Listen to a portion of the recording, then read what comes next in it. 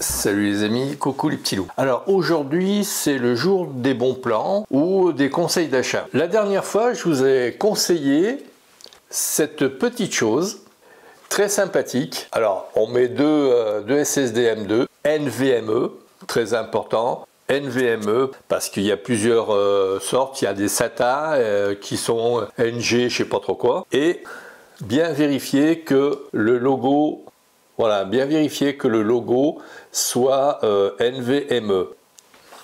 Ce qui est bien dans cette petite station, c'est que il y a ici, au-dessus de mon doigt, comme on peut le voir, un bouton marche-arrêt. Ça, c'est génial.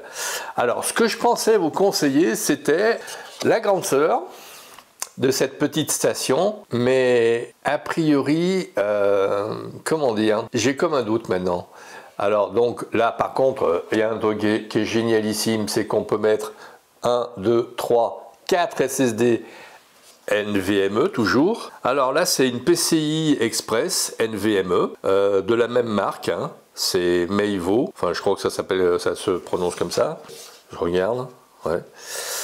Même marque. Alors attention, j'ai été très surpris parce que quand j'ai utilisé ce machin, alors si on enlève, si on éjecte par exemple ce disque là, cette diode là et cette diode là s'éteignent, donc on ne sait pas si ce disque est toujours actif ou pas.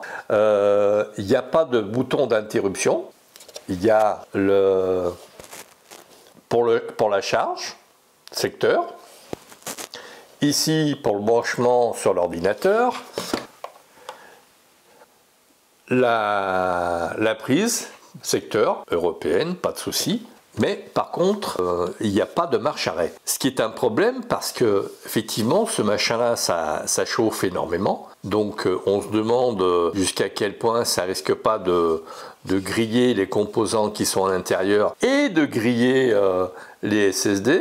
Ce qui serait quand même un peu malheureux, hein, parce que quand on a des SSD sur ce truc-là, ça chauffe, bon, enfin on va dire ça chauffe modérément, hein, faut pas exagérer. Et puis quand on en enlève un, l'autre ne s'éteint pas, hein, puisque c'est pas tout à fait le même type.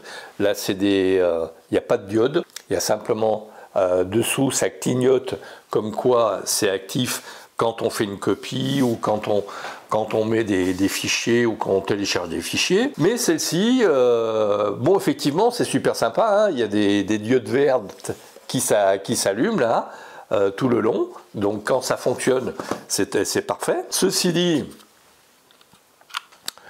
quand j'ai voulu essayer la rapidité de ce SSD là, eh bien il n'y a pas eu moyen parce que la diode ne s'est jamais éclairée et ne l'a jamais reconnue, alors que sur cette station il n'y a aucun souci. Dernier point un peu embarrassant, c'est que ça coûte quand même 275 €, alors que cette station là ne m'a coûté que 97 € et quelque chose, donc on va dire une centaine d'euros. Si j'achète deux petites stations comme ça, ça me fait l'équivalent de ça. Donc normalement, cette station, pour qu'elle soit, comment dirais-je, pertinente au niveau de son achat, devrait faire moins de 200 € pour être attractive. Et là, elle fait 275 €. Donc compte tenu de tous les problèmes que j'ai eu avec cette... enfin, tous les problèmes.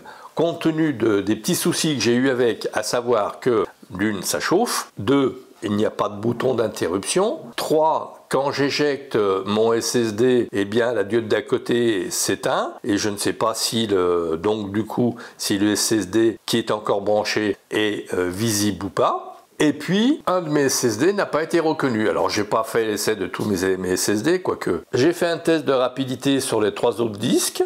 A priori, j'ai des vitesses d'écriture de 900 mégasecondes. Directement, la station était directement branchée sur le port Thunderbolt de mon MacBook Pro M1 Max, 16 pouces. Donc, on va dire que ce sont des vitesses d'écriture relativement très raisonnables. Effectivement, c'est pas aussi rapide que si c'était un port Thunderbolt avec un lecteur Thunderbolt, mais bon, on peut pas, à l'impossible n'est tenu.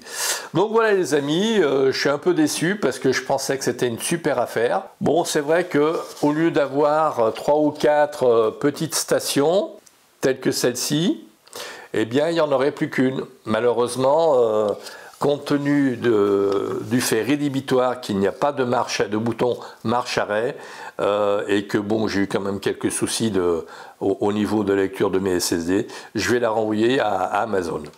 Je vous mets malgré tout le lien sous la vidéo, comme ça, si ça peut en intéresser, parce que bon, ils ont beaucoup de SSD M2 et ils savent pas quoi en faire, c'est le bon plan. Alors peut-être que je suis tombé sur un mauvais sujet, mais bon, voilà. Sur ce les amis, si vous avez aimé cette vidéo, vous likez, vous partagez, vous abonnez, vous faites du bout autour de mes vidéos, et puis comme bien sûr, à très vite, et merci pour votre écoute.